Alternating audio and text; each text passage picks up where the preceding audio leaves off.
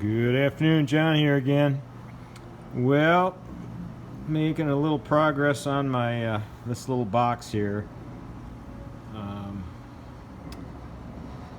I guess being that I've got this imperfection, I'm not making my handles exactly perfect. they they feel good in the hand. A little extra on the bottom, I guess. It's and I'm just kind of eyeball them. They're close enough for being symmetrical. I always kind of like to just kind of freehand things, and how I do it is I used to have a stationary belt sander, but I sold that back when I kind of got out of doing my business with architectural woodworking. That I had a shop bigger than the garage here, and I had an Altendorf sliding table saw. Boy, I miss that thing.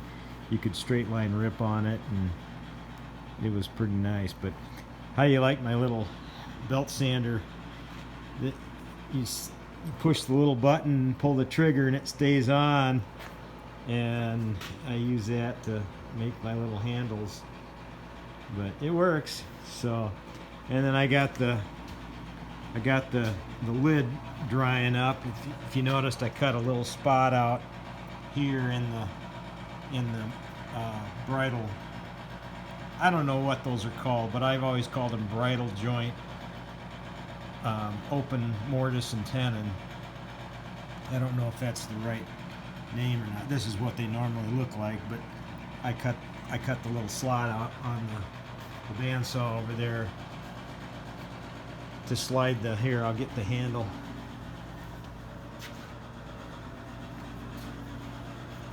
Put a little glue on that, and that'll slide right in there. And the reason it's there's a joint there is you've got the